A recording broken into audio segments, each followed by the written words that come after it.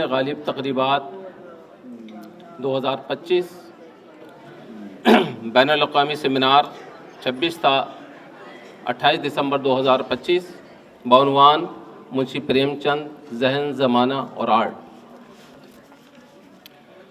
काबिल सद एहतराम जनाब अशोक वाजपेयी साहब, प्रोफेसर आलोक राय साहब,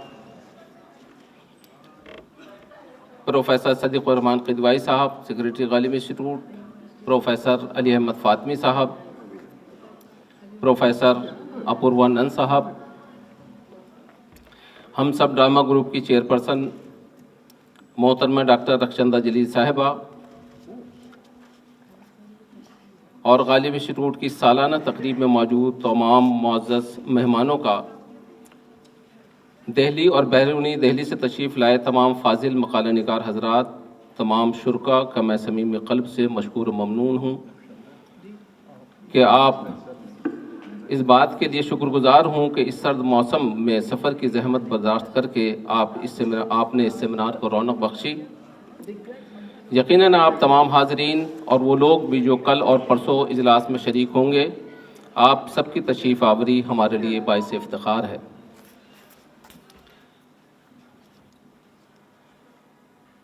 इससे पहले जश्न गालिब तकरीबात का आगाज़ हो, गालिब इंस्टीट्यूट की एक खूबसूरत रिवायत रही है कि वो अपने मेहमानों का इस्तकबाल फूलों से करता है।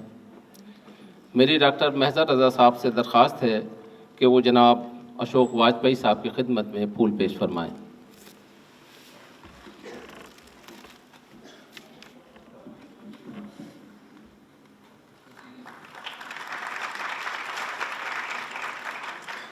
जनाब मुश्ताक अहमद साहब से दरख्वास्त है कि वो प्रोफेसर अपूर्वा नंद साहब की खिदमत में गुलदस्ता पेश करें।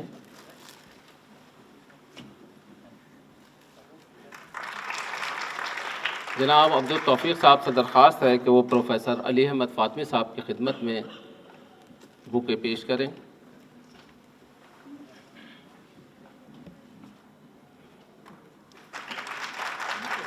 मेरी मोहतरमा डॉक्टर यास्मीन साहिबा से दरख्वास्त है कि वो मोहतरमा डॉक्टर रक्षंदा जलील साहिबा की खिदमत में फूल पेश फरमाएँ।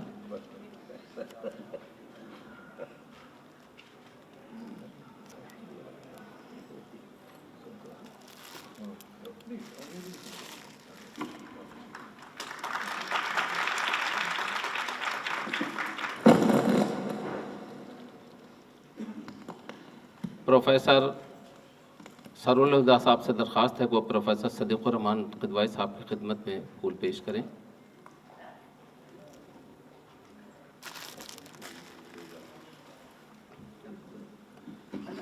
मैं तमाम हाज़रीन की जानिब से मोहतरम प्रोफेसर आलोक राय साहब की खिदमत में फूल पेश करने की इजाज़त चाहता हूँ।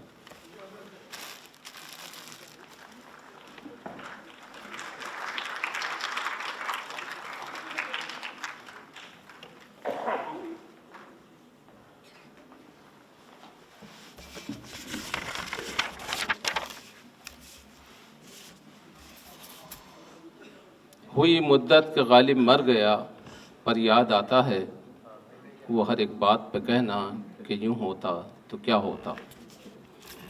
मुअज़्ज़ज़ हाज़रीन, गालिब इंस्टीट्यूट हर बरस गालिब के यौम पैदाइश के मौके पर दिसंबर में गालिब तकरीबात का अहतमाम करता है और ये तकरीबात महज रस्मी नहीं होती बल्कि हमने पूरे साल क्या किया उसकी एक रिपोर्ट भी होती है। ये रिपोर्ट किताबों की रुनमाई की शक्ल में पेश की जाती है। हमने इस साल कई अहम मुज़ाकरे और खुतबात का अहतमाम किया जिसके आप में से बेशतर हज़रात गवाह भी हैं। अपनी फ़ालियत की बुनियाद पर यह इदारा बैनुल-अक़वामी शोहरत याफ्ता इदारे की हैसियत हासिल कर चुका है। इस इदारे की सरगर्मी का दायरा सिर्फ मुज़ाकरों के इनेकाद और किताबों की इशाअत तक महदूद नहीं है। ये इदारा इल्म व फ़न की दुनिया में नुमाया काम करने वालों की हक़ शनासी और हौसला अफजाई का फरीज़ा भी अंजाम देता है। कभी इनाम पेश करके और कभी इस्तक़बालिया जलसा मुनक़्क़िद करके इस साल उर्दू के बुज़ुर्ग अदीब प्रोफेसर अब्दुल सत्तार दलवी साहब की खिदमत में इस्तक़बालिया बम्बई जाकर के पेश किया गया था। गालिब तकरीबात जो हर साल दिसंबर में होती हैं, इसके मौज़ूआत अदबी दुनिया में नए मबाहिस का सिलसिला शुरू करते हैं। प्रेमचंद की दिल्ली में अपनी नौइयत का प्रेमचंद पर दिल्ली में ये अपनी नौइयत का पहला इंटरनेशनल सेमिनार है। इसका उन्वान भी यकीन यानी प्रेमचंद, जहन, ज़माना और आर्ट बड़ी हद तक प्रेमचंद की तख्लीक़ात और ज़माने से उनके रिश्ते को ज़ाहिर करता है। प्रेमचंद हमारी अदबी और तहज़ीबी ज़िंदगी का अहम और बुनियादी हवाला हैं। हम उनके बग़ैर ना अपने अदब का तसव्वुर कर सकते हैं और ना तहज़ीब का। उन्होंने उर्दू और हिंदी में जो कुछ लिखा वह हमारा मुश्तरका वर्सा है। इस विरासत की अहमियत हमारे वक्त में और ज़्यादा हो गई है। इस विरासत को उसी वक्त संभाल कर रखा जा सकता है जब प्रेमचंद को उस तारीख़ी और तहज़ीबी सियाक़ में देखा जाए जो उनकी ज़िंदगी, ज़माना और आर्ट का बुनियादी हवाला है। प्रेमचंद की सादगी और सच्चाई से हम बहुत कुछ हासिल कर सकते हैं। ये दोनों खूबियाँ उनकी ज़िंदगी में भी हैं और अदब में भी। गालिब इंस्टीट्यूट की सेमिनार सब कमेटी ने प्रेमचंद को याद करने का जो मंसूबा बनाया था, आज उसकी अमली सूरत आपके सामने मौजूद है। सच यह है कि प्रेमचंद का नाम आते ही उनके एहतराम में हमारी निगाह झुक जाती है और आज इस इफ्तिताई इजलास में बहुत अहम शख्सियात मौजूद हैं जिनके ख़यालात मालूमात में इजाफ़ा और हौसलों को परवाज़ देते हैं।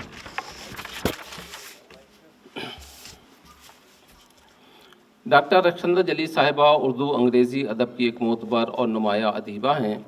डॉक्टर साहिबा न सिर्फ एक मारूफ अदीबा, नक़ाद और मुतरज्जिम हैं, बल्कि उर्दू ज़बान व अदब के फ़रोग़ के लिए उनकी इल्मी और तहक़ीक़ी खिदमात काबिल शताइश हैं।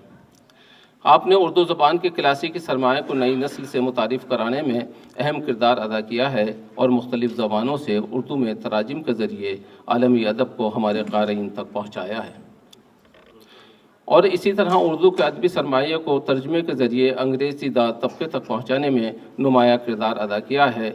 आपका तर्ज़ तहरीर नहायत शुस्ता, बामानी और फ़िक्री गहराई लिए होता है। आप अपने गहरे मुताले, मुशाहिदे और इल्मी बसीरत के ज़रिए उर्दू और अंग्रेज़ी अदब में एक मुनफरद मकाम रखती हैं। आपसे बहुत ही अदब एहतराम के साथ गुजारिश है कि वो मेहमानों का बाकायदा इस्तकबाल फरमाएँ।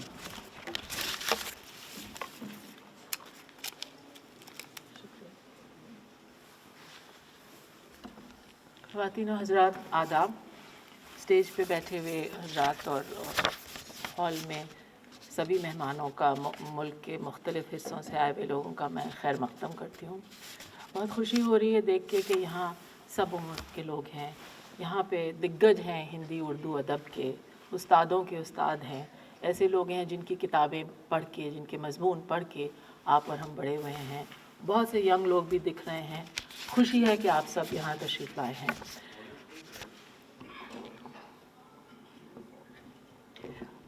हमारे यहाँ मैं थोड़ा सा बताना चाहूँगी गालिब इंस्टीट्यूट के बारे में कि हमारे यहाँ कमिटीज़ हैं, सब कमिटीज़ हैं। सेमिनार कमेटी अलग है, पब्लिकेशंस कमेटी अलग है, ड्रामा ग्रुप्स हैं, मुख्तलिफ़ तरह की चीज़ें हो रही होती हैं, अवार्ड्स कमेटीज़ हैं वगैरह वगैरह। कुछ साल पहले प्रोफेसर हरबंस मुखिया हमारे सेमिनार कमेटी में शामिल हुए और हमने देखा कि एक नई हरकत, एक नई ऊर्जा, एक नई एनर्जी हमारे सेमिनार्स में आई। हमने मुख्तलिफ़ किस्म के मौज़ूआत पे सेमिनार्स करना शुरू किया। ये गालिब सेमिनार ज़रूर कहलाता है, लेकिन ज़रूरी नहीं है कि ये गालिब पे ही हो, जबकि अक्सर गालिब से मुताल्लिक़ किसी मौजू पे भी होता है। मसलन गालिब का सफ़र कलकत्ता पे कुछ साल पहले एक 2 रोज़ा सेमिनार हुआ था, लेकिन इस दफ़ा के लिए हमें लगा, और मेरे ख़्याल से ये तजवीज़ इदरीस साहब, शायद सदीक़ुर रहमान क़दवाई साहब की ये तजवीज़ थी, सेमिनार कमेटी के वो सदर हैं। उनका ये कहना था कि क्या ही अच्छा होगा अगर हम प्रेमचंद पे अब की ये 2 रोज़ा सेमिनार करें। और जो हमारी कोशिश है इस इंस्टीट्यूट में, उर्दू और हिंदी के बीच में जो एक बहुत मसनूही फ़ासला है उसको पाटने की कोशिश जो है, जो हम मुख्तलिफ़ तरीक़े से करते आ रहे हैं, मुझे लगता है ये सेमिनार उस कोशिश की एक कड़ी है। मेरे ख़्याल से वक्त आ गया है कि जो हम साइलोज़ में काम करते हैं, जो हम पिकेट फेंसेस हमने ज़बानों के इर्द गिर्द बना लिए हैं, जो हमने एक तरह से मैं कहूँगी दीवारें खड़ी कर ली हैं भाषाओं के बीच में, लिटरेरी कल्चर्स, लिटरेरी सेंसिबिलिटीज़ के बीच में, मेरे ख़्याल से उन पिकेट फेंसेस के ऊपर उठ के हमें एक दूसरे से समझने की कोशिश करनी चाहिए। और प्रेमचंद से बेहतर कौन हो सकता है। जैसे कबीर को ना सिर्फ हिंदू पूरी तरह से अपना मान सके, ना मुसलमान, मुझे लगता है प्रेमचंद को भी ना उर्दू वाले पूरी तरफ एक तरफ खींच सकते हैं ना हिंदी वाले। और प्रेमचंद से इस सिलसिले की शुरुआत करना मेरे ख्याल से इट मेक सेंस। आने वाले सालों में आप सबसे गुजारिश है कि आपके पास कोई सुझाव, कोई सजेशंस हों तो हमें ज़रूर बताइएगा। यहाँ बहुत से आलिम लोग हैं जो प्रेमचंद के मुख्तलिफ़ उनकी अहमियत की अलग अलग परतें आपके सामने खोलेंगी। मैं सिर्फ आपकी तवज्जो दिलाना चाहती हूँ अप्रैल 1936 की उस कॉन्फ्रेंस की तरफ जो पहली all India progressive writers association की मीटिंग थी। लखनऊ में एक छोटा सा हॉल है, रिफ़ाए आम हॉल, जहाँ प्रोग्रेसिव राइटर्स एसोसिएशन की पहली मीटिंग हुई थी। 14 पेज का एक तवील आर्टिकल लिख के प्रेमचंद उसमें आए। उनको यूनानिमसली इलेक्ट किया गया था प्रेसिडेंट इस नई छोटी सी ऑर्गेनाइजेशन कह लीजिए, मुहिम कह लीजिए इसका। और बहुत सी अहम बातें की। यहाँ जो यंग लोग हैं उनसे मैं ख़ास तौर से कहूँगी, अगर आपने नहीं पढ़ा है, नहीं देखा है, तो इस पर्चे को ज़रूर देखिए। इसका उन्वान है साहित्य का उद्देश्य, यानी अदब का, लिटरेचर का क्या मकसद है। 1936 में लिखा हुआ ये पर्चा आज भी बहुत मायने रखता है। बहुत सी अहम बातें कह रहे हैं, लेकिन मैं आपकी तवज्जो सिर्फ 2 बातों की तरफ चाहूँगी कि आप उसको देखें, समझें। एक तो ये कि साहित्य, अदब, लिटरेचर एक आईना दिखाता है समाज को, और उस आईने में आपको आपके इर्द गिर्द ऊंचाई, कमी, झोल, जो भी समाज में अच्छाइयाँ बुराइयाँ हैं, उस साहित्य के आईने में नज़र आती हैं। और दूसरी जो एक अहम बात वो कहते हैं, बस बहुत साफ सरल ज़बान में लिखा हुआ ये पर्चा है, वो ये कि हमें खूबसूरती का मयार बदलना होगा। ये 36 में कही बात आज भी मायने रखती है। खूबसूरती का मयार बदलने की फिर वो आगे चल के बताते हैं कि खेत में काम करने वाली जो औरत है उस पर भी कहानी लिखनी चाहिए, कविता लिखनी चाहिए। खूबसूरती जो हमारे जहन में एक है, एक उसका ढांचा है, हमें उसको तोड़ के एक नया ढांचा बनाना पड़ेगा। मुझे यकीन है अगले 2 दिनों में बहुत अहम पर्चे लिखे जाएंगे और पढ़े जाएंगे, और मैं आपको यकीन दिलाती हूँ कि ये कोई भी चीज़ रायगा नहीं जाएगी। हमारी कोशिश हर साल रहती है कि सेमिनार के जल्द अज जल्द हम उसे एक किताब की शक्ल में शाये करें, और इस दफ़ा भी ऐसे ही होगा क्योंकि यहाँ चीज़ें पढ़ी जाएंगी, वो मंजर आम पे आएंगी और जल्द अज जल्द वो किताब की सूरत में इख्तियार लेंगी। एक बार फिर आप सबका शुक्रिया अदा करती हूँ और उम्मीद है कि आप अगले 2 रोज़ हमारे साथ शामिल रहेंगे। आदाब। बहुत शुक्रिया मैम। तो आप यकीन जानिए कि हमने 1000 इनविटेशन कार्ड, उसके अलावा 30,000 हमारे जो फेसबुक पे है उस पर व्यूज़ हुए हैं उसके, और एक पूरा 6-7 लोगों का अमला इसी काम पे लगा हुआ था कि भाई इसकी इंस्टाग्राम पे, फेसबुक पे और जो भी सोशल ज़राए हैं उस पर हम लोगों ने कोशिश की है। लेकिन बहरहाल ये जो भी इस टाइम पे यहाँ जो लोग मौजूद हैं वो उर्दू फ़ारसी अदब की कहकशां हैं, और ये सब दिल्ली के जितने भी उर्दू के बड़े उर्दूदां हैं, बड़े लोग हैं, बड़े स्कॉलर हैं, वो सब यहाँ पर मौजूद हैं। मैं एक एक का नाम लूँ तो बहुत देर हो जाएगी। यहाँ से लेकर के ये पूरे जो आगे की 4-5 लाइन हैं, सब उर्दू के असातिज़ा यहाँ पर मौजूद हैं। हज़रात, हमारी यह खुशकिस्मती है कि आज हमारे दरमियान हिंदी के मारूफ शायर व दानिश्वर जनाब अशोक वाजपेयी साहब मौजूद हैं। जनाब अशोक वाजपेयी साहब की शख्सियत कई एतबार से हमारे लिए एक मिसाल है। आपने हिंदुस्तानी फ़लसफ़े, यहाँ के फ़नून लतीफ़ा और उससे हमारी ज़िंदगी के ताल्लुक़ को अपनी तहरीर और तकरीर के ज़रिए जिस तरह वाज़ेह किया है, वो हिंदुस्तान की जानिब से आलमी दानिश का एक तोहफ़ा है। आपने अदब और उसके तकाज़ों को सिर्फ कागज़ की किताबों तक महदूद नहीं रखा, बल्कि उसे ज़िंदगी में उतारने का सलीक़ा सिखाया है। आप समाजी ज़िंदगी के हर ज़रूरी पहलू पर सिर्फ लिखते नहीं बल्कि अमली इजहार भी करके दिखाते हैं। हमें ये फ़ख्र हासिल है कि हमने जब भी आपसे दरख्वास्त की, आपने हमें मायूस नहीं किया। चुनांचे 2023 में भी आपने इस इल्मी सेमिनार का इफ्तिताह किया था, और आज आपकी मौजूदगी से सेमिनार के वक़ार में इजाफ़ा हो रहा है। मेरी आपसे बहुत ही अदब एहतराम के साथ दरख्वास्त है कि इस सेमिनार का बाकायदा इफ्तिताह फरमाएँ। जनाब अशोक वाजपेयी साहब।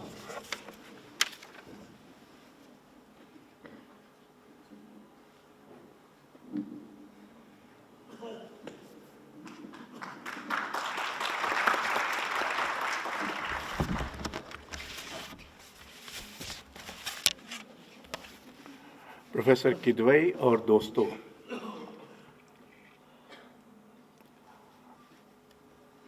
प्रेमचंद ज़हन ज़माना 8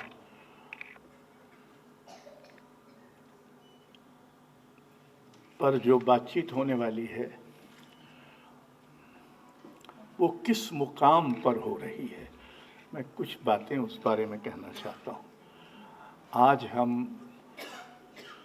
देख सकते हैं 90 बरस हो गए प्रेमचंद को गए, गोदान को भी प्रकाशित हुए 90 बरस हो चुके। तो हम आज प्रेमचंद को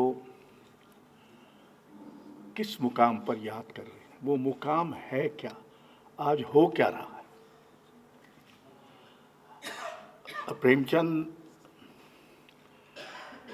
अपने ज़माने में जिस स्वतंत्रता संग्राम, आज़ादी की लड़ाई में शामिल थे, उस लड़ाई को झूठ बोलकर उसकी बुनियादी वैल्यूज़ को अपमानित किया जा रहा है। और हमारी जो मुख्य राजनीतिक व्यवस्था है वो उन वैल्यूज़ को हाशिए पर डाल रही है। जिस महाजनी सभ्यता का प्रेमचंद ने इतना ज़बरदस्त विरोध किया था, उसी ने हमारे लोकतंत्र को हथिया लिया है।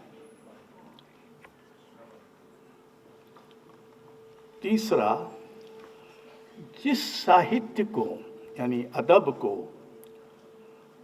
प्रेमचंद ने देशभक्ति और राजनीति के आगे मशाल दिखाती हुई चलने वाली सच्चाई कहा था, उस साहित्य का एक बड़ा हिस्सा आज राजनीति का पिछलग हुआ है। हम ऐसे माहौल में हैं जिसमें लोकतंत्र का लोक से,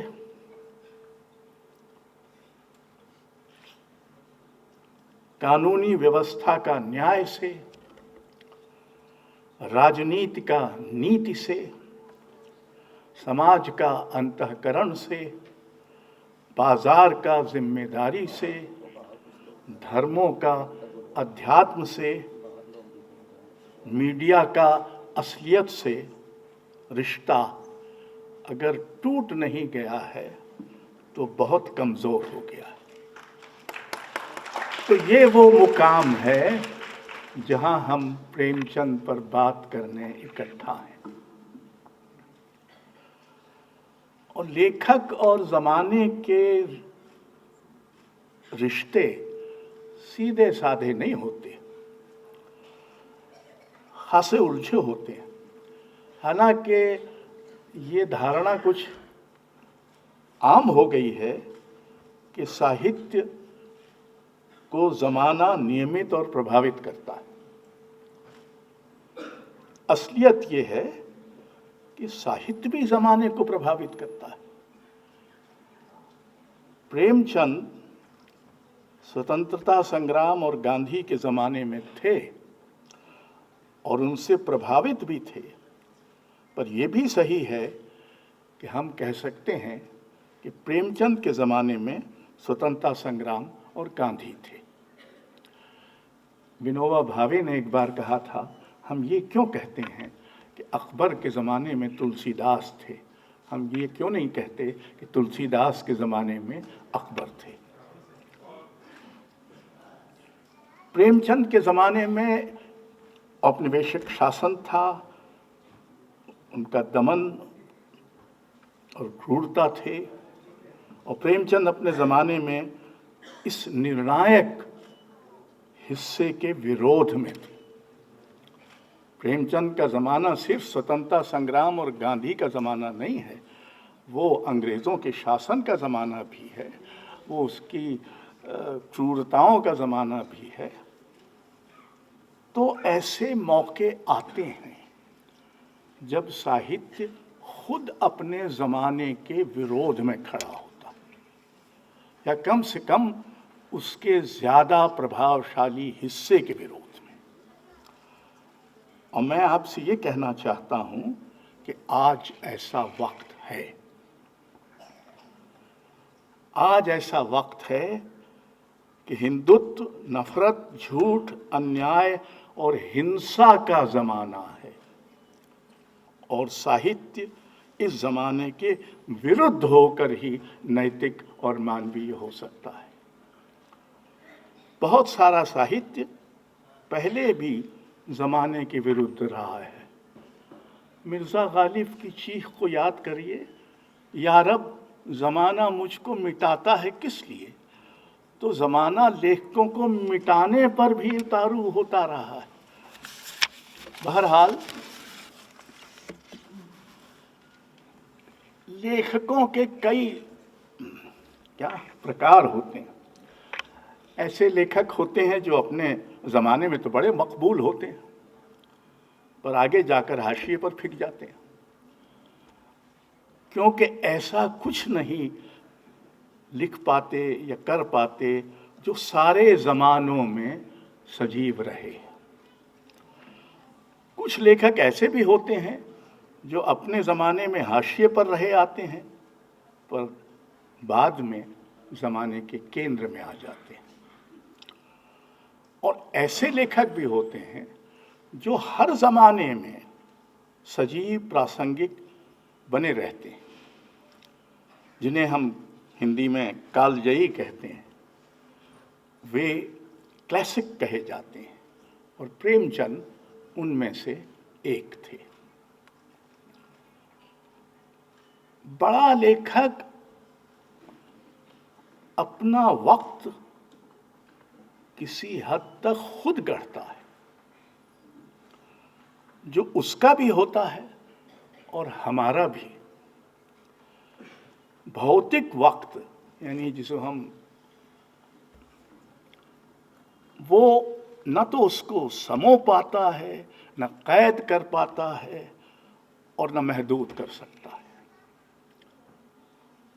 बड़ा लेखक वही होगा जो अपना वक्त भी रचेगा। हिंदी उर्दू में प्रेमचंद का ज़माना नई शुरुआत, नई पहल का ज़माना था। साहित्य में साधारण की खोज, उसकी संघर्षशीलता, उसकी गरिमा, उसकी निपट मानवीयता को केंद्र में लाने का ऐतिहासिक काम इन लोगों ने किया था, जिनमें प्रेमचंद लगभग सबसे आगे थे।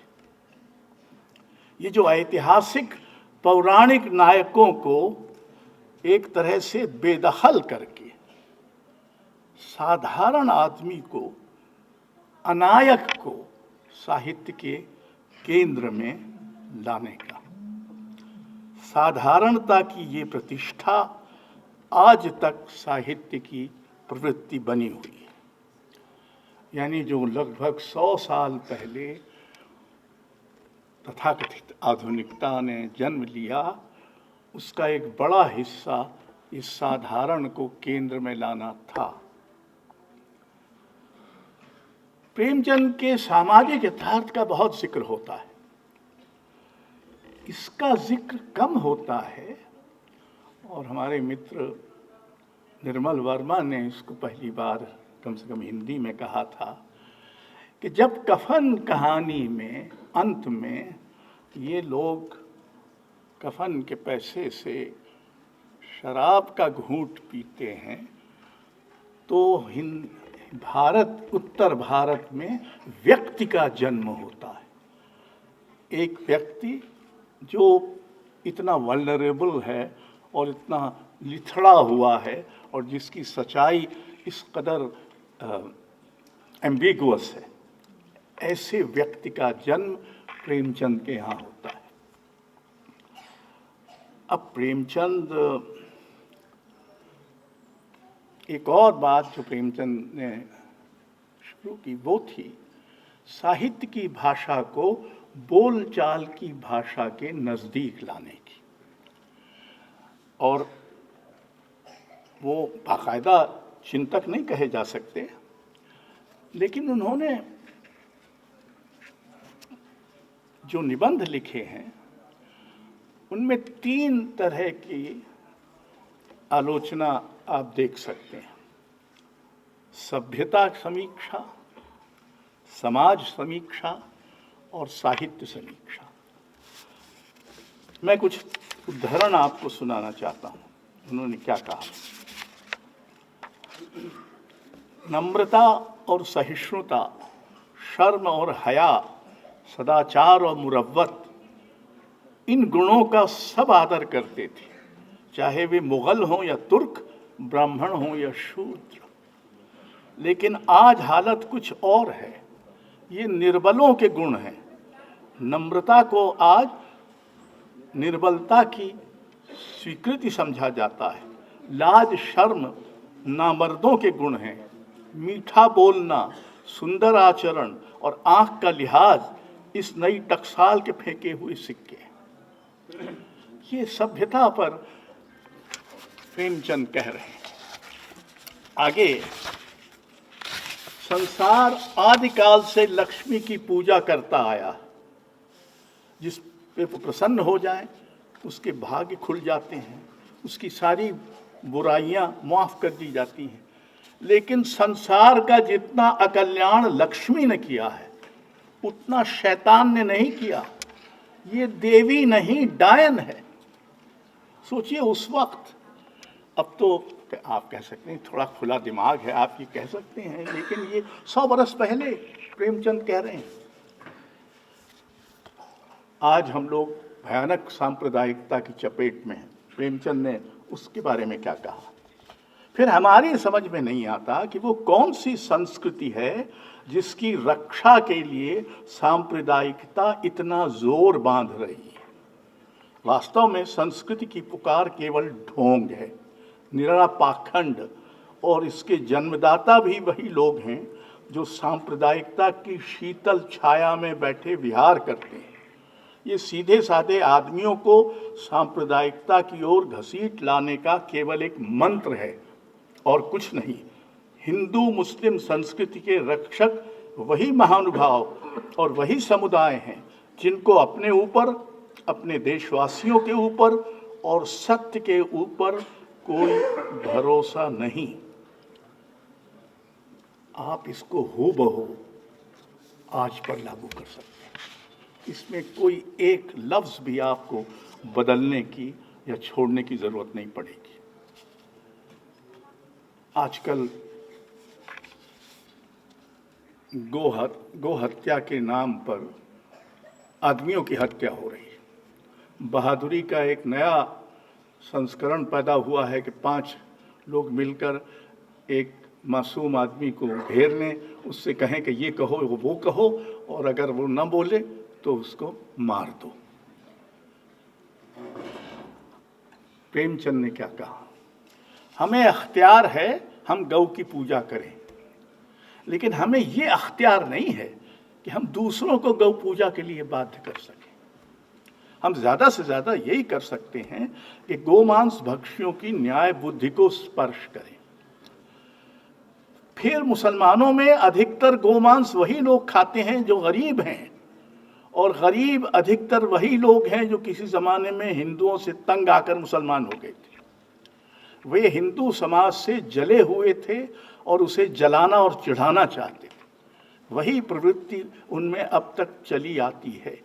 जो मुसलमान हिंदुओं के पड़ोस में देहातों में रहते हैं वे प्रायः गोमांस से उतनी ही घृणा करते हैं जितनी साधारण हिंदू।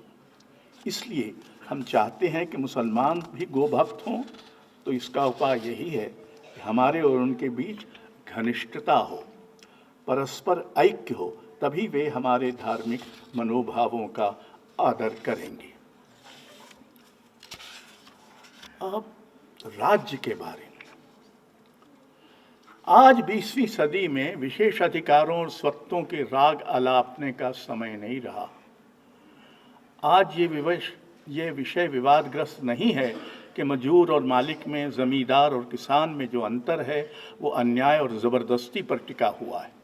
राज्य अब केवल एक गुट बनाकर गरीबों से कर वसूलने और ऐश उड़ाने अथवा उस ऐश में बाधा देने वालों को लड़ने का नाम नहीं रहा, जिसका प्रजा के प्रति अधिक से अधिक यही धर्म था कि उनके जान माल की रक्षा करे। आज का राज्य वो संस्था है जिसका आधार स्तंभ है समता।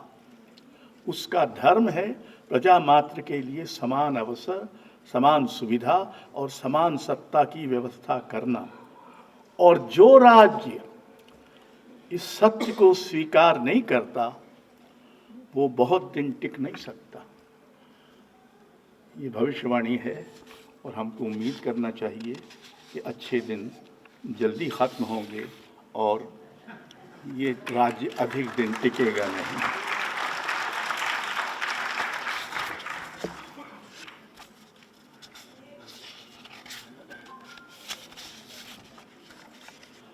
इसका शायद जिक्र रक्षंदा जी कर चुकी हैं। हमें सुंदरता की कसौटी बदलनी होगी। अभी तक ये कसौटी अमीरी और विलासिता के ढंग की थी। हमारा कलाकार अमीरों का पल्ला पकड़े रहना चाहता था। उन्हीं की कद्रदानी पर उसका अस्तित्व अवलंबित था। उन्हीं के सुख दुख, आशा निराशा, प्रतियोगिता और प्रतिद्वंद्विता की व्याख्या कला का उद्देश्य था। उसकी निगाह अंतःपुर और बंगलों की ओर उठती थी। झोपड़े और खंडहर उसके ध्यान के अधिकारी न थे। उन्हें वो मनुष्यता की परिधि के बाहर समझता था। कभी इनकी चर्चा भी करता था तो इनका मजाक बनाने के लिए, ग्रामवासी की देहाती वेशभूषा और तौर तरीके पर हंसने के लिए। उसका शीन काफ दुरुस्त न होता या मुहावरों का गलत उपयोग उसके व्यंग्य विद्रूप की स्थायी सामग्री थी।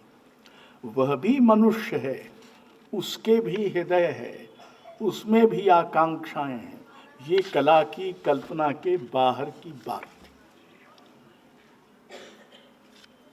उसकी दृष्टि अभी इतनी व्यापक नहीं कि जीवन संग्राम में सौंदर्य का परमोत्कर्ष देखे।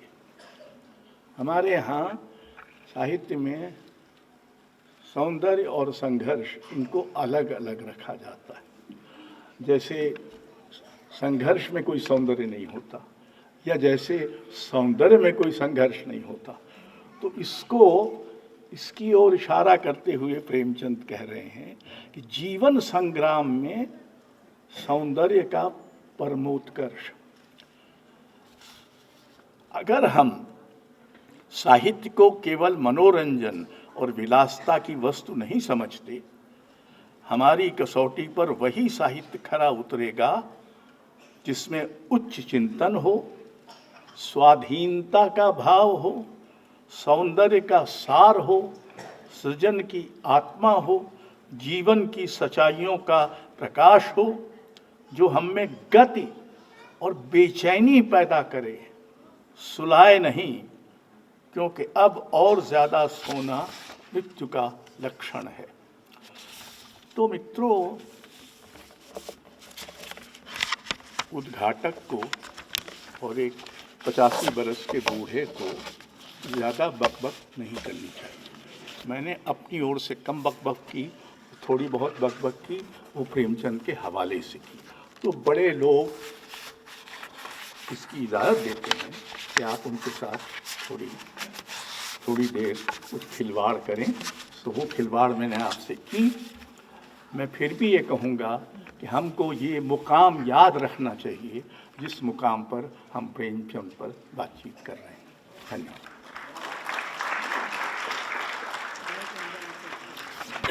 बहुत शुक्रिया सर। अशोक वाजपेयी साहब आपकी इस पुरमग़ज़ मुदल्लिल गुफ्तगू ने प्रेमचंद फहमी को एक मुख्तलिफ ज़ाविया दिया है। प्रोफेसर आलोक राय एक मुमताज़ हिंदुस्तानी दानिश्वर, अदीब और समाजी मुफक्किर हैं। वो हमारे अजीम अफसाना और नावल निगार मुंशी प्रेमचंद के पोते हैं। किसी ख़ानदान में इल्म की विरासत का ऐसा तसलसल आपको कम देखने को आएगा। अमृत राय और आलोक राय जैसी शख्सियत सिर्फ़ अपने शजरे से नहीं पहचानी जाती, उनकी अपनी ऐसी मुस्तहकम शनाख्त है। आपकी तहरीरों में अदब, ज़बान, जमहूरियत, सेकुलरिज़्म और समाजी इंसाफ जैसे मौज़ूआत नुमाया हैं। आपकी मशहूर किताबों में हिंदी नेशनलिज़्म ख़ास तौर पर काबिल ज़िक्र है, जिसमें ज़बान और सियासत के बाहमी ताल्लुक़ पर तनक़ीदी बहस मिलती है। प्रोफेसर आलोक राय को इस बात के लिए जाना जाता है कि वो अपने दादा प्रेमचंद की रिवायतें इंसान दोस्ती, हकीकत पसंदी और समाजी शऊर को फ़िक्री सतह पर आगे बढ़ाते हैं। मेरी आपसे गुजारिश है कि तशरीफ़ लाएँ और अपने ख़यालात से नवाजें। प्रोफेसर आलोक राय साहब।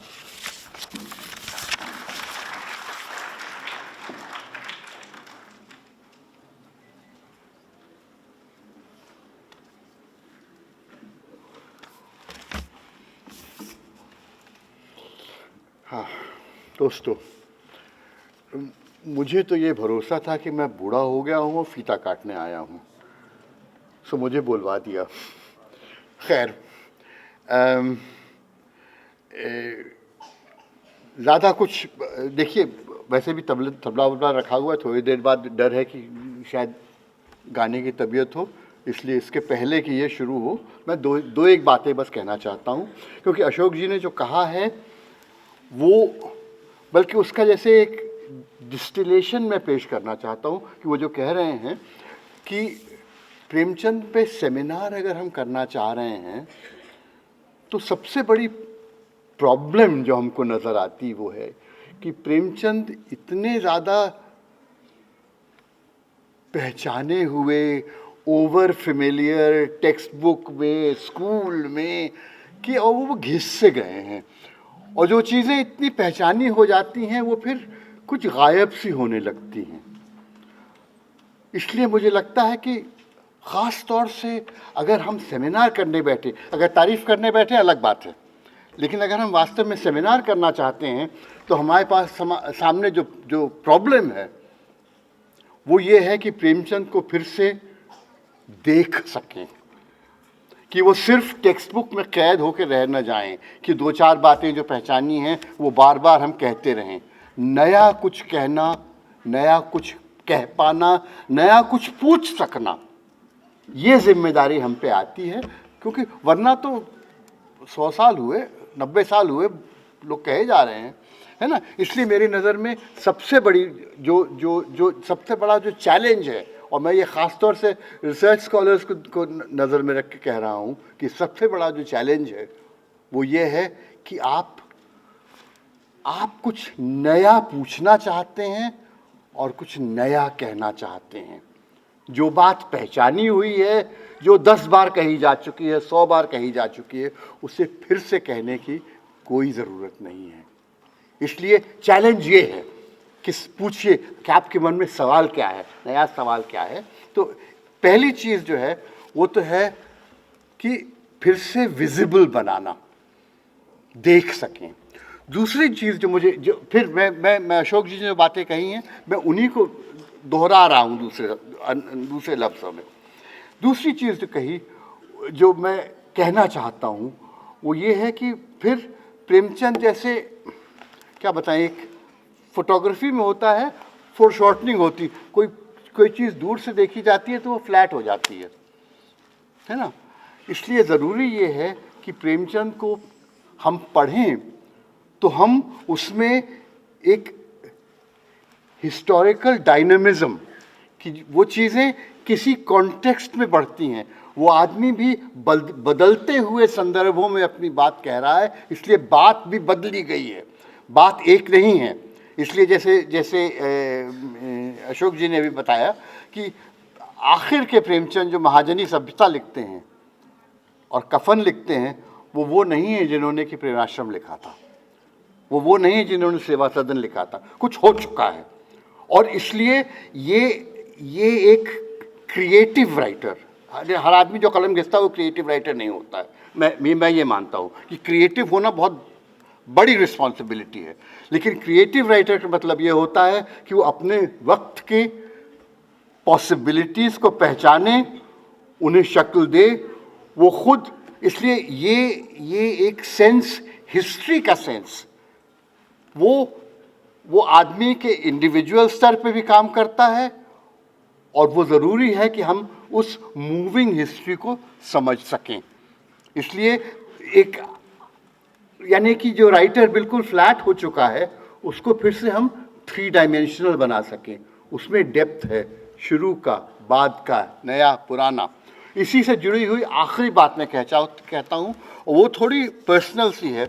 वो ये कि ये मेरी बहन भी मेरे साथ आई यहाँ, और ये मैं कह सकता हूँ कि प्रेमचंद मेरे जन्म के 10 साल पहले नहीं रहे थे, और चर्चा हमेशा जहाँ जाए प्रेमचंद की चर्चा होती, प्रेमचंद के पोते हैं। और मुझे ये शिकायत रही है, हमेशा से रही है, कि आखिर ऐसी क्या जल्दी थी, तो रुक जाते भाई, 56 साल की उम्र में नहीं रहे, थोड़ा ठहर जाते, हम भी कुछ है ना, कुछ जानते।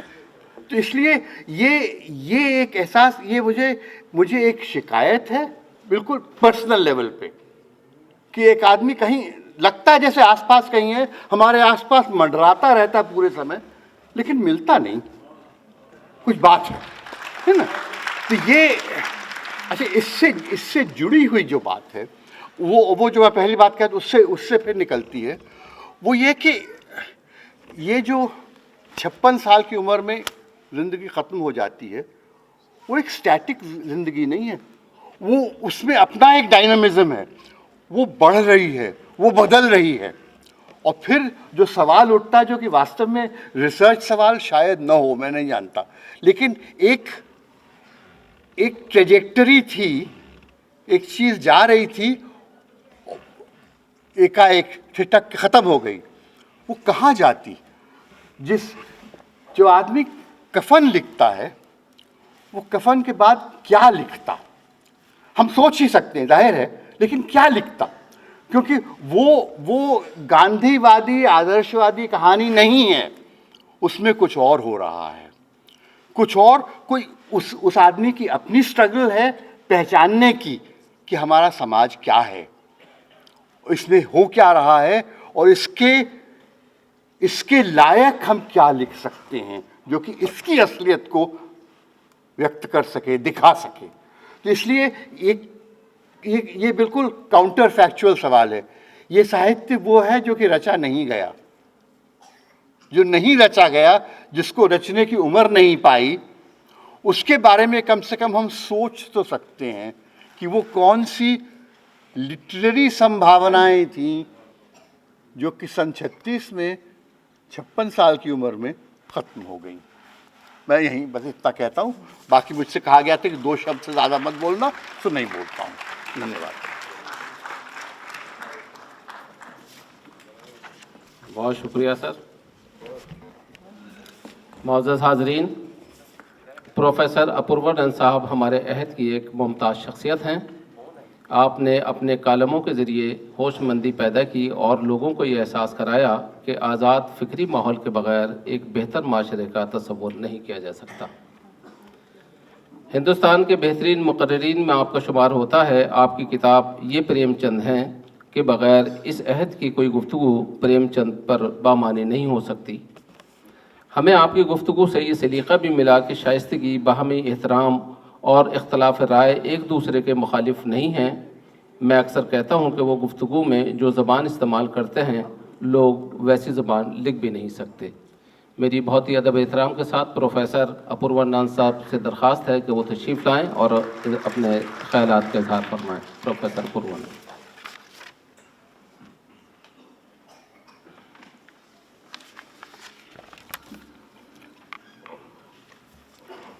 सदर प्रोफेसर किदवई, मंच पर और इस हॉल में बैठे हुए दोस्तों और साथियों,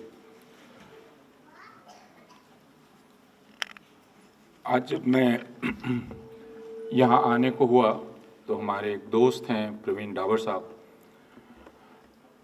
नए साल के मौके पर वो अक्सर कार्ड बनाते हैं अपना और भेजते हैं।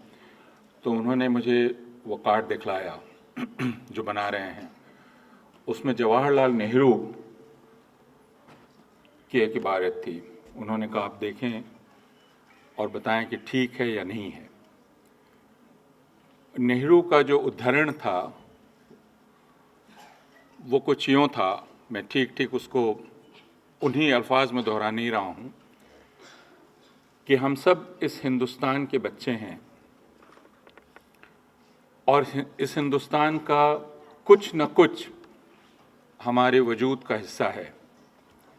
लेकिन एक तरह से हम हिंदुस्तान के माँ बाप भी हैं, क्योंकि हम भी हिंदुस्तान को बनाते हैं। इस हिंदुस्तान ने हमको बनाया, तो ये हिंदुस्तान हमारी माँ या बाप है। लेकिन हम भी, अंग्रेजी में उन्होंने लिखा, we are also parents of India. तो जब मैं सोच रहा था जहन, ज़माना और आर्ट, इस पर और नेहरू के उस उद्धरण पे, तो ज़माने ने तो प्रेमचंद को ज़रूर बनाया और ज़माना हर लेखक को बनाता है, लेकिन प्रेमचंद ने भी अपने ज़माने को बनाया। और हर बड़े लेखक की तरह प्रेमचंद का ज़माना कभी न ख़त्म होने वाला ज़माना है, वो बढ़ता ही चला जाता है। और हर वक्त उनके नए पाठक पैदा होते हैं जो कोई नया एक नुक्ता देखते हैं प्रेमचंद में, और उनको जो असलियत है उनका उसका कोई एक नया पहलू दिखलाई पड़ता है। और ज़माने को प्रेमचंद की निगाह से वो देखने की कोशिश करते हैं। तो बड़े लेखक की खासियत ये है, जितना बड़ा हो उसका ज़माना उतना ही वसी, उतना ही फैलता हुआ, कभी न ख़त्म होने वाला ज़माना होता है। तो प्रेमचंद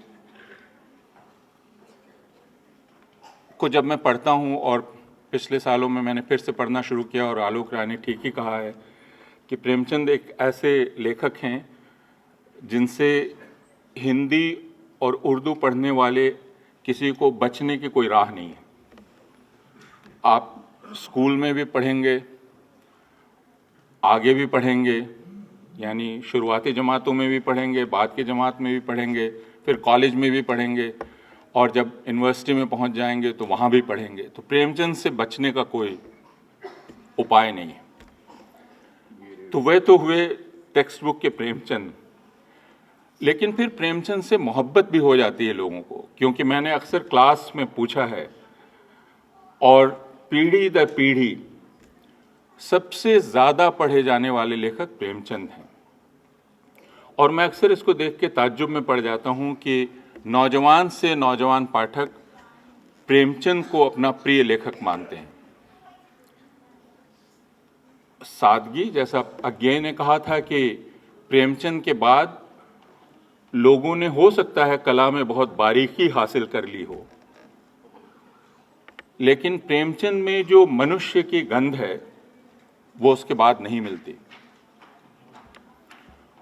और इंसान को लेकर एक उदार निगाह जो प्रेमचंद की है, वह निगाह बहुत मुश्किल से कोई भी लेखक हासिल कर पाता है। लेकिन आज जब हम प्रेमचंद पर बात कर रहे हैं, अशोक वाजपेयी जी ने कहा कि हम उस मुकाम को ज़रूर याद कर लें जिस पर खड़े होकर हम प्रेमचंद की बात कर रहे हैं। और मैं अक्सर विविध प्रसंग में लिखे हुए उनके लेखों को उलट पलट कर देखता रहता हूँ। और अभी कल मैं उनका एक लेख पढ़ रहा था जो 1932 का है, आलोक जी, मनुष्यता का अकाल। और इस लेख को छपने में खासी मुश्किल हुई थी, शायद 6 या 8 महीना ये लेख पढ़ा रहा था, और दयानारायण निगम साहब ने भी इसको छापने में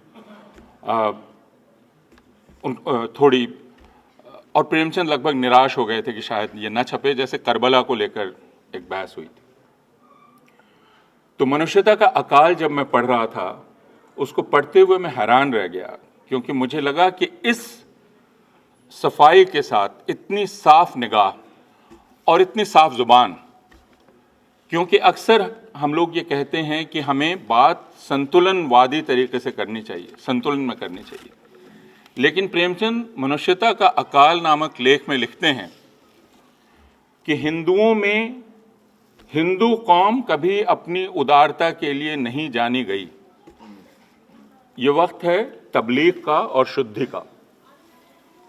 अगर जिसको इतिहास का थोड़ा ख्याल है वो जानता होगा कि शुद्धि का एक आंदोलन चला और तबलीग का एक आंदोलन चला, और प्रेमचंद फटकारते हैं किनको? मोतीलाल नेहरू को, जवाहरलाल नेहरू को, और कहते हैं कि इन लोगों में भी ये हिम्मत नहीं है कि ये साफ साफ शुद्धि के आंदोलन का विरोध कर सकें। नेहरू के बारे में वो कहते हैं कि इन्होंने इसके पहले तो आलोचना की, लेकिन उसके बाद चुप हो रहे, और शौकत अली की तारीफ करते हैं उस वक्त। तो मनुष्यता का अकाल इस लेख को पढ़कर और उस साफ राजनीतिक निगाह को पढ़ के, जिसमें वो खुलकर कह रहे हैं कि आप हिंदू कौम अपनी राजनीतिक उदारता के लिए कभी नहीं जानी गई। और फिर एक दूसरा लेख मुझे याद आता है जिसमें वे हिंदुओं और वो, क्योंकि वो पूरा दौर अगर आज से आप 100 साल पहले चले जाएं तो ऐसा लगेगा कि शायद आज का दौर है। सिर्फ उसमें एक चीज़ नहीं है, वो ये 100 साल पहले हिंदुओं और मुसलमानों के बीच विवाद, अगर 1920 से बाद का वक्त आप देखने लगें तो हर समय वह चर्चा का विषय है बना हुआ। एक फर्क है, वो फर्क ये है कि उस वक्त हिंदू सांप्रदायिकता और मुसलमान सांप्रदायिकता दोनों जैसे एक दूसरे से प्रतियोगिता कर रही हैं, और प्रेमचंद दोनों के बारे में लिखते हैं। लेकिन 1947 के बाद यह प्रतियोगिता समाप्त हो जाती है, भारत में सिर्फ हिंदू सांप्रदायिकता रह जाती है। तो अभी के दौर को समझने के लिए उस 100 साल पहले प्रेमचंद अपने जमाने को जैसे देख रहे हैं, मैं सिर्फ यह अर्ज करना चाहता हूं कि काश कि हम अपने जमाने को उस तरह देख सकें और उसी तरह बात कर सकें, उस सफाई के साथ, जिस सफाई के साथ प्रेमचंद बात कर रहे हैं। मुझे एक कहानी याद आती है, मैं उस कहानी का जिक्र करके अपनी बात खत्म करूंगा, क्योंकि और भी मित्र हैं बोलने के लिए। वो बहुत सादा सी कहानी है जिसका नाम है मंदिर और मस्जिद। आप लोगों को याद होगी इतरत अली साहब और भजन सिंह, और वो वाकया कि इतरत अली साहब का जो दामाद है वो मारा जाता है, और उसको मारता है भजन सिंह, क्योंकि उसने जाकर मंदिर को नापाक किया था। और इतरत अली ये कहते हैं कि कसूर उसका था, पाप उसने किया था। भजन सिंह उनका नौकर है, उनके यहाँ काम करता है, उसने उनके दामाद को मार डाला है। लेकिन वे भजन सिंह को सजा नहीं देना चाहते। वे कहते हैं पाप मेरे दामाद ने किया था, उसने मंदिर को नापाक किया था। लेकिन बाद में कुछ ऐसा होता है कि भजन सिंह नेता हो जाते हैं और फिर हिंदू हमला करते हैं मस्जिद पर, और फिर इतरत अली और भजन सिंह का आमना सामना होता है। और मैं आपसे गुजारिश करूंगा कि उस हिस्से को आप जरूर पढ़ें, मैं उसको यहां पढ़कर नहीं सुना रहा हूं। प्रेमचंद जो दृश्य खड़ा करते हैं वो ये कि इतरत अली अपनी तलवार पर हाथ देकर खड़े हैं झुके हुए, और वे भजन सिंह को कहते हैं कि उस वक्त तुमने मेरे दामाद को मारा और मेरे दामाद ने गलती की थी, लेकिन आज तुमने मस्जिद नापाक की है, वही काम किया है, और तुम्हारी सजा मौत है, इसके अलावा कुछ नहीं। और भजन सिंह इतरत अली के सामने गर्दन झुका के खड़े हो जाते हैं। कहानी का अंत होता है जिसमें इतरत अली कुछ करते नहीं हैं, वह तलवार पर झुके रहते हैं। लेकिन ये कहानी मुझे बहुत मानीखेज लगती है। ये कहानी है क्या और क्या कहना चाह रही है? क्या हम इतरत अली हो सकते हैं और क्या हम भजन सिंह हो सकते हैं? भजन सिंह जो अपनी गर्दन हाजिर कर देता है इतरत अली के सामने, और इतरत अली जो उस वक्त उसे मार सकते हैं कहानी के तर्क के हिसाब से, लेकिन फिर वे रुक जाते हैं और उसे मारते नहीं हैं। जीत किस चीज़ की होती है, यह एक सवाल है और इसका जवाब हम सारे लोग खोज सकते हैं। इंसाफ ज़्यादा ज़रूरी है, इंसानियत ज़्यादा ज़रूरी है। इंसानियत कैसे हासिल की जाती है, माफ़ी कब दी जाती है और माफ़ी कब नहीं दी जाती है, समझौता कब किया जा सकता है और कौन सा समझौता नहीं किया जाना चाहिए, ये सारे सवाल हैं जो यह कहानी पूछती है, मंदिर और मस्जिद कहानी। और मुझे अक्सर अपने वक्त को देखते हुए ये लगता है कि हम जो एक चीज़ हमारे भीतर नहीं है, वो प्रेमचंद की वो साफ निगाह है और प्रेमचंद की साफ गोई है। बिना हीला हवाला, बिना कोई कोताही किए हुए, अगर मगर किए बगैर जो सच्चाई है उसको ज्यों का त्यों सामने रखना। और इसी वजह से वो ये बार बार कहते हैं, 20 से 30 और 30 से 35-40 के बीच के उनके लेख पढ़िए जो हिंदू मुसलमान की समस्या पर है, और उसमें वो किसी को बख्शते नहीं हैं। यहाँ उर्दू के ज़्यादा लोग मौजूद हैं और मैं उनको याद दिलाना चाहूँगा उर्दू की फ़िरौनियत उस लेख की। आप उस लेख की याद कीजिए, उर्दू वालों की फ़िरौनियत, है ना, जिसमें वो कहते हैं कि भाई अगर आप ये कह रहे हैं कि मुसलमान ही उर्दू की खिदमत कर सकते हैं और हिंदू, और वो मुसलमानों को बहुत डांटते हैं, मुसलमान लेखकों को, कि आप उर्दू को मुसलमानों की चीज़ बनाना चाहते हैं और हिंदू लेखकों की जो खिदमत है उसको कम करके दिखाना चाहते हैं। तो मैं सिर्फ ये कहना चाह रहा हूँ इस लेख के हवाले से भी कि लेखक का एक ही कर्तव्य है और वह काम सच्चाई को खुली निगाह से देखना है और उस सच्चाई पर साफ सीधी जुबान से बात करना है। प्रेमचंद ने इसकी परवाह नहीं की कि उनकी बात में कला है या नहीं, लेकिन मैं अक्सर अपने छात्रों को कहता हूं कि प्रेमचंद का एक वाक्य लिखना किसी के लिए भी सबसे बड़ी चुनौती है। प्रेमचंद का एक गद्य का वाक्य लिखना, उसके लिए एक पूरी ज़िंदगी की मशक्क़त चाहिए, लेकिन सिर्फ वो मशक्क़त नहीं चाहिए कला की। तो मैंने कहा कि उसके लिए इंसान में पूरा यकीन और इंसान के लिए भरा हुआ एक दिल, एक बड़ा दिल और एक बड़ा दिमाग, ये चाहिए, और वो प्रेमचंद में था। आलोक राय ने ठीक ही कहा कि हमें नए सवाल करने चाहिए, लेकिन हमें यह भी देखना चाहिए कि इसकी कुव्वत हम में कम से कम क्यों होती गई है। अब हमारे पास चतुर लेखक बहुत हैं, ऐसे लेखक जिनको पढ़कर आप कहेंगे कि वाह क्या कमाल पैदा किया है, लेकिन क्या हम ये कह सकते हैं कि ये बहुत बड़े दिमाग का लेखक है। ऐसे बड़े दिमाग के लेखकों की कमी हमारे यहाँ क्यों होती जाती है, ये सवाल इस मौके पर हमें ज़रूर करना चाहिए। बहुत शुक्रिया।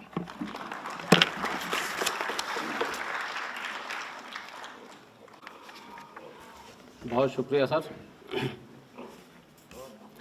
मुअज़्ज़िज़ ख़वातीन व हज़रात, जैसा कि आपके इल्म में है, गालिब इंस्टीट्यूट हर साल इस बैनुल-अक़वामी सेमिनार के लिए किसी अहम मौज़ू का इंतख़ाब करता है ताकि तकरार से महफूज रहा जा सके और हमारी तनक़ीदी बसीरत में इजाफ़ा हो। इस सेमिनार में मक़ाला ख़ानी के लिए भी हमारी कोशिश होती है कि इस अहद के तमाम अहम मुसन्निफ़ीन जमा हो जाएँ।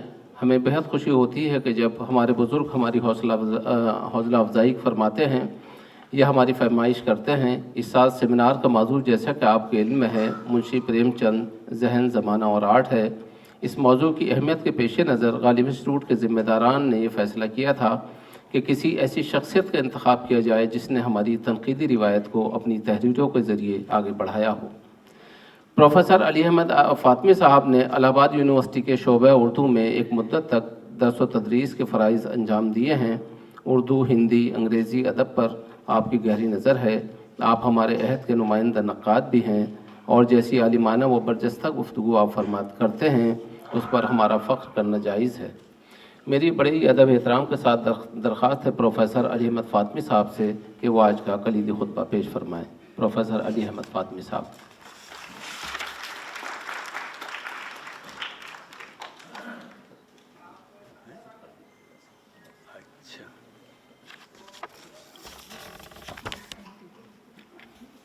जनाब सदर और मुअज़्ज़ज़ हाज़रीन, मैं इलाहाबाद से हाज़िर हुआ हूँ और जो गाड़ी सुबह 7 बजे आनी चाहिए थी वो दिन में 2 बजे आई। सर चकरा रहा है, हालत गैर है। आलोक भाई, आप कल ही आ गए, ये आपने बड़ा अच्छा किया। मुझे हुक्म मिला था कि मैं मकाला पेश करूं, इसलिए मैं मकाला लेकर आया हूं। उसको कुछ मुख्तसर 3 हिंदी स्कॉलर्स, जो बड़े रिनाउंड हिंदी स्कॉलर्स हैं, आपने मुख्तसर नहीं सही लेकिन उनको सुना, उन्होंने अपने पर्सपेक्टिव में अपनी बात कही। मैं उर्दू का बड़ा अदना सा तालिब इल्म हूँ। मैं उर्दू के तहजीबी पस मंज़र में प्रेमचंद के असल कारनामे को किस तरह देखता हूँ, वो कुछ इशारे मैंने इस मकाले में मैंने किए। प्रेमचंद रवायत साज या रवायत शिकन। रवायत साजी का पहला कदम रवायत शिकनी का सबूत है। कोई भी नई रवायत पुरानी रवायत को मुनहदिम और मुनक़सिम किए बग़ैर राह नहीं पाती। इसलिए प्रेमचंद की रवायत साजी से कबल सरसरी तौर पर सही रवायत शिकनी के उन आसार व अहवाल पर गौर करना होगा जो प्रेमचंद के जोखम व जुर्रत भरे कदम से नुमो पजीर हुए और फिर अमल दर अमल के सिलसिले दराज होते गए। प्रेमचंद पर ही मजमून लिखते हुए मुमताज़ अफसाना निगार काजी अब्दुल सत्तार ने एक बड़ी पते की बात कही। कोड उर्दू शहरी ज़बान। 1880 में हिंदुस्तान के बड़े बड़े शहर उर्दू के माशूक रहे या उर्दू का मरकज़ कहलाए। दिल्ली हो कि लखनऊ, लाहौर हो या हैदराबाद, रामपुर हो या अजीमाबाद, सब उर्दू बोलते हैं। लेकिन इन्हीं शहरों से 10 मील अंदर चले जाइए तो उर्दू ज़बान के बेटे अपनी रोज़मर्रा की ज़रूरत ब्रज, अवधी या पंजाबी में बोलकर पूरी करते नज़र आते हैं। यानी उर्दू मुहज़्ज़ब और शहरी ज़िंदगी की ज़बान रही है। काजी अब्दुल सत्तार का ज़रूरी नहीं है कि इन जुमलों से इत्तेफाक कर लिया जाए, लेकिन उसका आखिरी जुमला बहरहाल सदाकत पर मबनी है कि उर्दू मुहज़्ज़ब और शहरी ज़िंदगी की ज़बान रही है। उर्दू के सियासी समाजी पस मंज़र की तरफ अगर हम सरसरी नज़र डालें तो इतना अंदाज़ा बहरहाल हो जाता है कि शुरू में कुछ दिनों तक आवाम से जुड़ी रहने के बाद ये ज़बान तेज़ी से दिल्ली और लखनऊ की ज़बान होकर ख़ास रहेगी, ज़बानें ख़ास होकर रह गई। उर्दू मोहल्ला का लक़ब पाकर मखसूस व महदूद शक्ल अख्तियार करती गई। नतीजा ये हुआ कि सियासत के इस हंगामी दौर में दिल्ली और लखनऊ का जो हश्र हुआ, कमो बेश ज़बान के साथ भी ऐसा ही हुआ। ज़वाल पसीर अहद में दरबार से ज़्यादा वाबस्ता रही, धीरे धीरे उसका दामन तंग होता गया।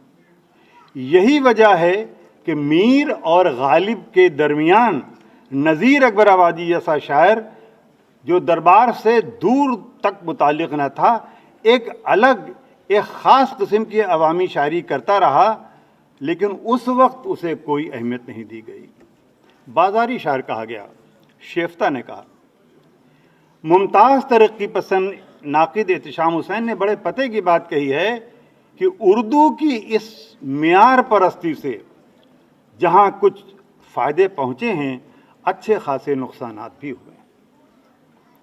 प्रेमचंद ने जिस वक्त होश व हवास की आंखें खोलीं, उर्दू का माहौल बिल्कुल ऐसा तो न था।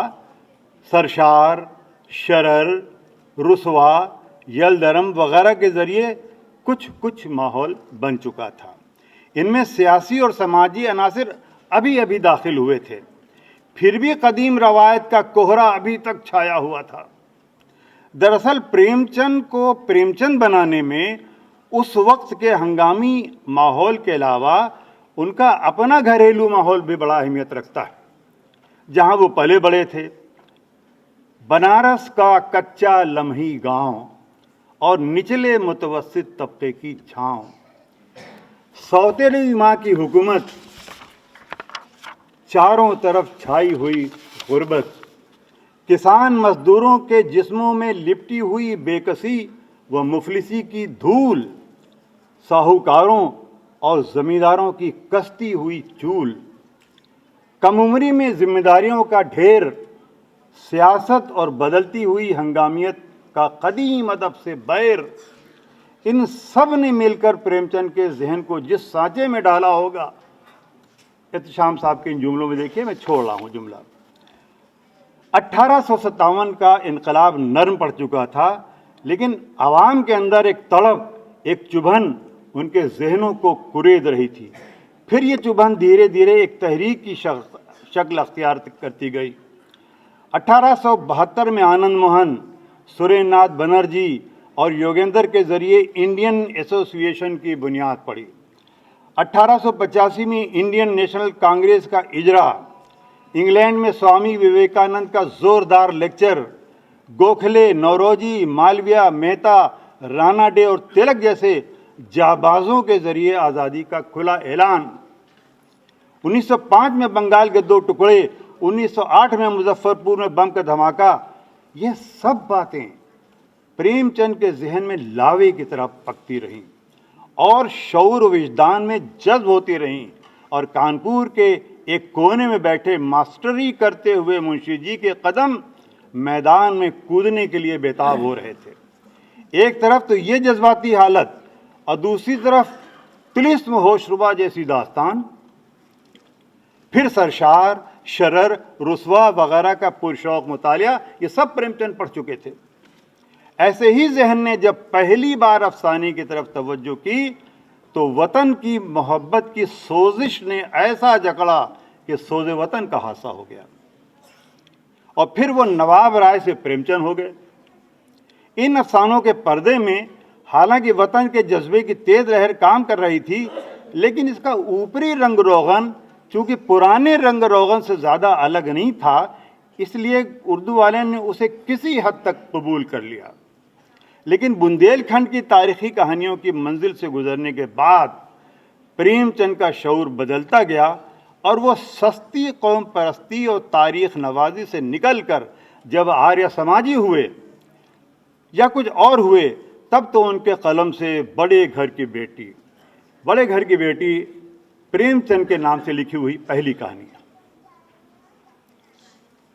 उर्दू का वो माहौल जहां सिर्फ चांदनी की नहर बहती थी, हिज्र की नागवारी गरेबान तार तार करती थी, वहां एक हकीकत पसंद अफसाननिगार, बड़ी फिक्र रखने वाला फनकार इन सब से बहुत दूर एक ऐसी उलझी हुई दुनिया की गिरहों को खोलने की कोशिश करता है जिससे वो अभी तक मुतारिफ नहीं है, मानूस नहीं है। वो दुख और सच्चाई से भरी हुई दुनिया को अपनी अक्ल और एहसासात की रोशनी में देखता है, महसूस करता है, इंतशार में तंजीम, बदहाली में हुस्न, उलझनों में सुलझाव पैदा करने की कोशिश करता है। कारज़ारे हयात में कूद कर तूफ़ानों को देखता और ज़िंदगी के तजुर्बों से अपना जहन और दामन भर लेता है, और उन्हीं तजुर्बों को बना संवा कर अफसानों और नावलों में पेश करता है। उर्दू अदब का वो कारी जो अदब को फ़िक्र के लिए कम, लज्जत के लिए ज़्यादा पढ़ता था, इश्क मोहब्बत की नशा आवर कैफियत में रक्स करता रहता था, लम्हे भर के लिए जब उसका नशा टूटा तो वो चौंका, परेशान हुआ। उसकी ये परेशानी फितरी थी, क्योंकि अरसे से जहाँ घुंघरू, पाजेब, चारजामा और उससे हटकर आबशार, चमनिस्तान, सर्व सुंबुल, गुल बुलबुल का जिक्र चल रहा हो और शायराना खुमार जादू जगा रहा हो, वहाँ अचानक गांव, देहात, छप्पर, चौपाल, उसारा, गोबर, भूसा, भैंस और गाय का जिक्र होने लगे। जादू सोने लगे और अक्ल जागने लगे तो उर्दू के शरीफ और मासूम और बेखबर कारी का परेशान हो जाना गलत न था। हद तो ये हुई कि ऐसे कारीन को माशूक की बोसा लेने वाली चिपचिपाहट, शबनम की तरह छलकती हुई पसीने की तमतमाहट की जगह मैले गंदे इंसानों के जिस्मों की चपचपाहट की बू सूंघनी पड़ी। पढ़ जाइए।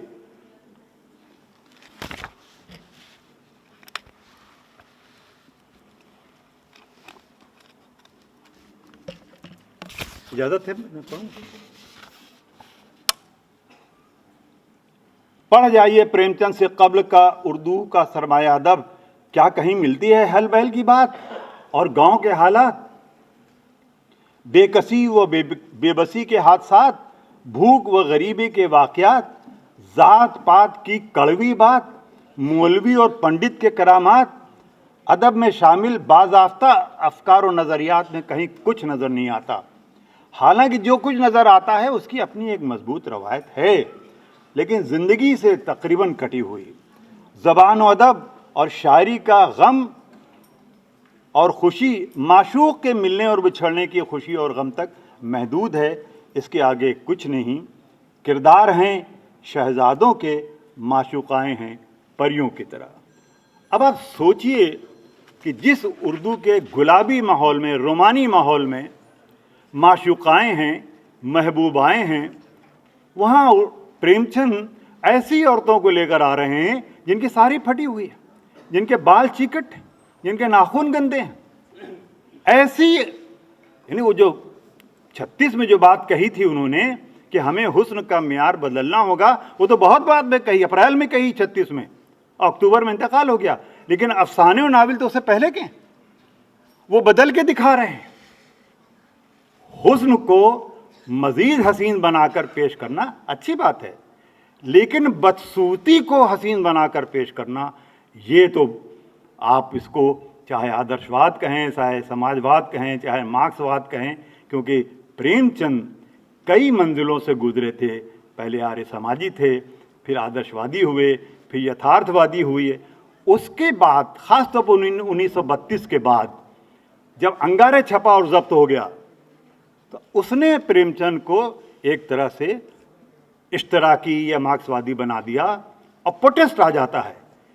और अजीब दिलचस्प बात है कि प्रेमचंद की औरतें जितना प्रोटेस्ट कर रही हैं, जितनी धनिया प्रोटेस्ट कर रही है, जितना मुन्नी और सुगदा प्रोटेस्ट कर रही है, उतना किसान मजदूर करते, क्योंकि उनके यहाँ दुनियादारी है, उनके यहाँ लाचारी है।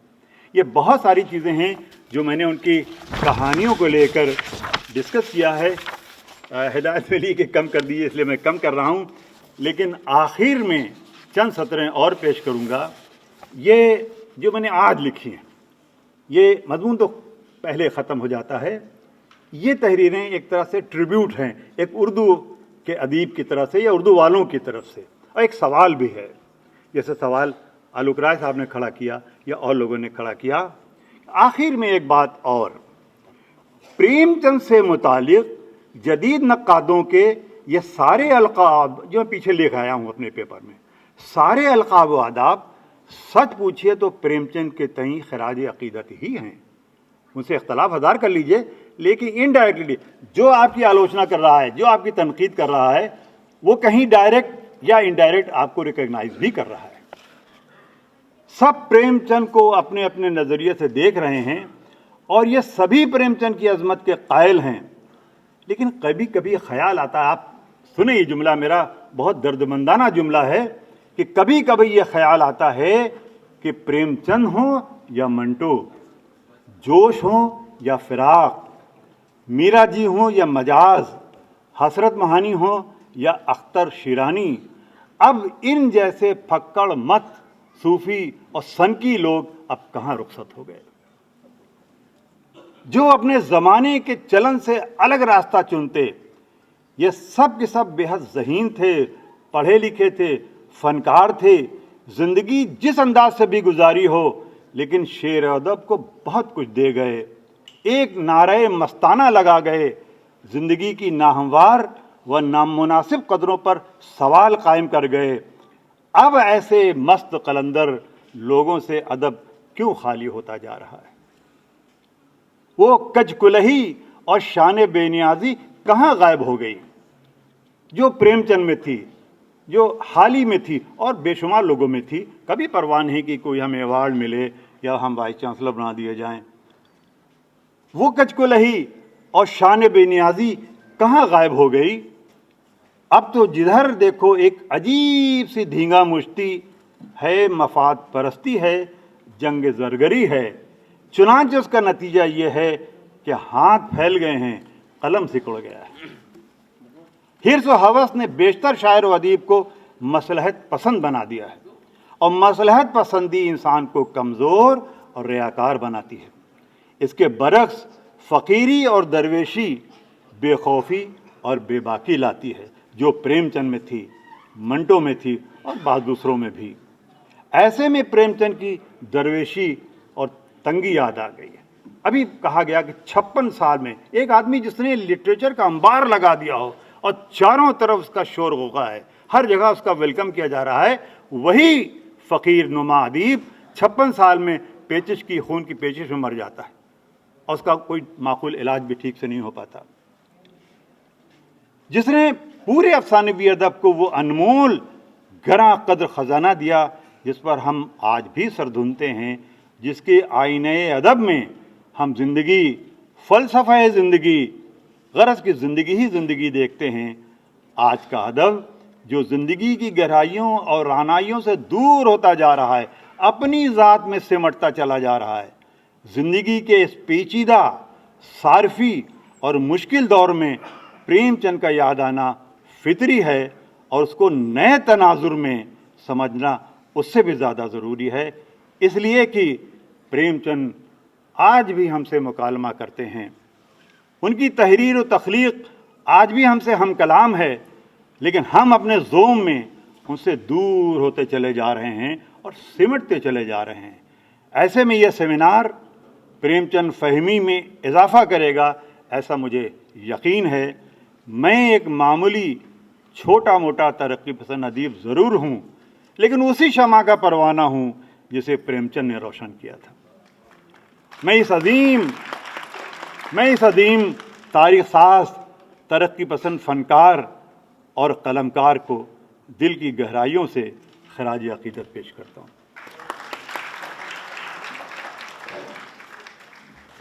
बहुत उम्दा फ़ातमी साहब। प्रोफेसर सदीक़ुर-रहमान किदवाई साहब, मेरा ख़्याल है कि इस वक्त उर्दू अदब में सबसे सीनियर अदीब व उस्ताद हैं। आपका फरमाया हुआ एक एक लफ्ज़ सनद की हैसियत रखता है। हम ख़ुद को खुश नसीब समझते हैं, बल्कि आपको देख कर फ़ख्र होता है कि आप जैसा मुरब्बी और सरपरस्त हमारी रहनुमाई के लिए मौजूद है। मेरी निहायत अदब एहतराम के साथ प्रोफेसर सदीक़ुर-रहमान किदवाई साहब से दरख्वास्त है कि वो आज के इस इफ्तिताही जलसे की सदारती तकरीर फरमाएँ। प्रोफेसर सदीक़ुर-रहमान किदवाई साहब।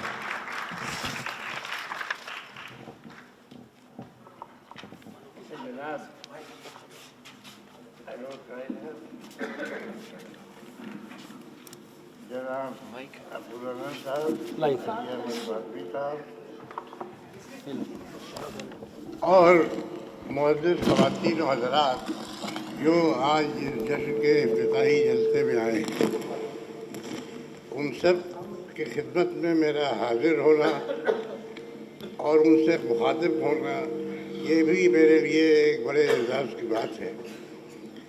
मैं बहुत शुक्रगुज़ार हूँ आप सबका कि आप तशरीफ़ लाए और आपने एक ऐसे मौजू पर जिस पर गुफ्तगू बहुत होती रही है और होती रहेगी, क्योंकि वो उर्दू अदब का सबसे बड़ा अदीब था और है, यानी प्रेमचंद, लेकिन उनके बारे में तहरीरी शक्ल में इधर कम लिखा गया और कम से लिखा जा रहा है। तो हमारी ख्वाहिश थी कि हम इस सिलसिले को जारी रखें और प्रेमचंद के बारे में एक ऐसा मुज़ाकरा करें कि जिसमें उर्दू, हिंदी और दूसरी ज़बानों के लोग कि जो प्रेमचंद से दिलचस्पी रखते हैं और जिन्होंने बहुत कुछ काम किया है उनको मदऊ करें और उनके अल्फाज को वो अपने अल्फाज आपकी खिदमत में इनायत करें और उनकी किताबें हमें इस तरह शाये करें कि जो अब तक बहुत कुछ जो दस्तयाब न हुआ हो वो भी आप सबकी खिदमत में हम पेश कर सकें। इसका ये मतलब नहीं है कि सब कुछ हो चुका, आइंदा भी हम सिलसिला जारी रखेंगे और न सिर्फ प्रेमचंद बल्कि उर्दू और हिंदी के जितने बड़े अदीब और शायर हैं उन सब के सिलसिले में हम मुज़ाकरे करेंगे, किताबें शाये करेंगे, मुबाहिस करेंगे। गालिब इंस्टीट्यूट दरअसल आप सब जानते हैं कि इब्तिदा से ही मरकूज़ करता है अपनी सारी तवज्जो गालिब पर, लेकिन गालिब एक ऐसी शख्सियत है कि उनका कलाम अगर आप पढ़ें, उनके खतूत अगर आप देखें तो आपको महसूस होगा कि उनकी दिलचस्पी अपने आप से नहीं बल्कि कायनात से है और हयात और कायनात के जितने मसाइब और मुश्किलात हैं वो सब उनका मौजू है और उन्होंने नहायत एहतमाम के साथ अपने कलाम में उन सब बातों का जिक्र किया है और वो सब कुछ पेश किया है कि जो मुद्दतों गौर के काबिल रहेगा और गौर किया जाता रहेगा। चुनांचे गालिब इंस्टीट्यूट गालिब के साथ साथ गालिब के अहद, उनके अहद के बाद और फिर उसके बाद हिंदुस्तान और दुनिया के मुख्तलिफ ममालिक में जो तमद्दुन है और जो अदब है उस सब के बारे में गुफ्तगू की कोशिश करता है और चाहता है कि उसके बारे में ज़्यादा से ज़्यादा मवाद हासिल हो और ये सिलसिला सन 1969 से चल रहा है और हमें खुशी की बात है कि ये सब कुछ अब तक शाये हो चुका है। इस सिलसिले में डॉक्टर इदरीस अहमद और उनके साथ हम सब गालिब इंस्टीट्यूट की पूरी टीम काबिल मुबारकबाद है कि उन्होंने दिन रात कोशिश करके गालिब इंस्टीट्यूट के इल्मी मेयार को और तहजीबी मेयार को वो आज तक कायम रखा है और आइंदा भी कायम रखेंगे। मैं आप सब लोगों को शुक्रिया अदा करता हूँ। साथ ही मेरी ख्वाहिश है कि अगले 2 दिन जो सेमिनार हो उसमें न सिर्फ आप लोग शरीक हों बल्कि उसमें मुज़ाकरों में भी हिस्सा लें, क्योंकि ये कोई सेमिनार एक तरफ़ा नहीं होता और ख़ास तौर से प्रेमचंद जैसे शख्स के बारे में कोई एक शख्स मकाला पढ़ के चला जाए वो इतना काफ़ी नहीं है, बल्कि उसमें सबका शरीक होना और साथ ही साथ न सिर्फ शरीक होना बल्कि इन मकालात के ज़रिए नए मबाहिस का शुरू होना, नए मसाइल का शुरू होना और सिर्फ प्रेमचंद नहीं बल्कि अदब के सिलसिले में नए मसाइल का शुरू होना और उन पर गुफ्तगू करना ये बहुत लाजिम है। मैं आप सब लोगों को मदऊ करता हूँ कि अगले 2 दिन जो सेमिनार होगा उसमें तशरीफ़ लाएँ। हमने किताबों प्रेमचंद के सिलसिले में और उसके अलावा जो पब्लिशर्स हैं हमारे यहाँ बहुत सारी किताबें शाये करते रहते हैं, उनके किताबों की नुमाइश भी रखी है और उम्मीद है कि आप लोग उसकी तरफ भी तवज्जो करेंगे और मुझे यकीन है कि ये प्रेमचंद का सेमिनार जो है ये इस एतबार से आप लोग याद रखेंगे कि कम से कम प्रेमचंद के नाम से एक दुनिया आज तक ज़िंदा है, न सिर्फ ज़िंदा है बल्कि आइंदा भी रहेगी। शुक्रिया। बहुत शुक्रिया प्रोफेसर सदीक़ुर रहमान किदवाई साहब।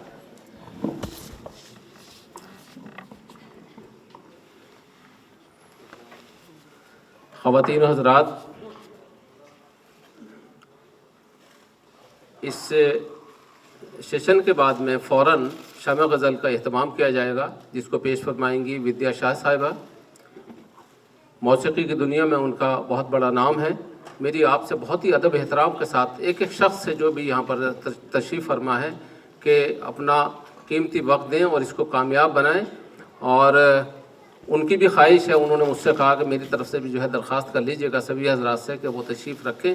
सिर्फ 2 मिनट का वक्फ़ा होगा, वक्फ़ा भी नहीं होगा बल्कि हम आप तशरीफ़ रखे रहिए यहीं पर, हम फ़ौरन ही 5 मिनट के अंदर अंदर इसको तैयारी हो जाएगी और वो अपना कलाम पेश फरमाएंगी। ख़वातीन व हज़रात, गालिब इंस्टीट्यूट के अरकान स्टाफ और अपनी जानिब से जनाब अशोक वाजपेयी साहब, प्रोफेसर आलोक राय साहब, प्रोफेसर सदीक़ुर रहमान किदवाई साहब, प्रोफेसर अली अहमद फातमी साहब, अपूर्व आनंद साहब, डॉक्टर रक्षिंदा जलील साहिबा,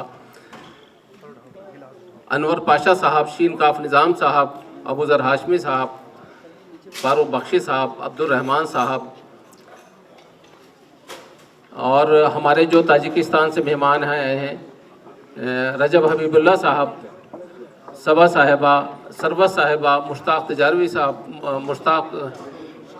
सदफ़ साहब, मुश्ताक तजारवी साहब, खालिद महमूद साहब, इराक़ रज़ा ज़ैदी साहब और मेरे 2 भाई शमीम साहब और शुएब साहब भी यहाँ पर मौजूद हैं। और तमाम मैं शुरका का दिल की गहराइयों से शुक्रगुज़ार हूँ कि आप तशरीफ़ लाए ऐसे मौसम में। उसके अलावा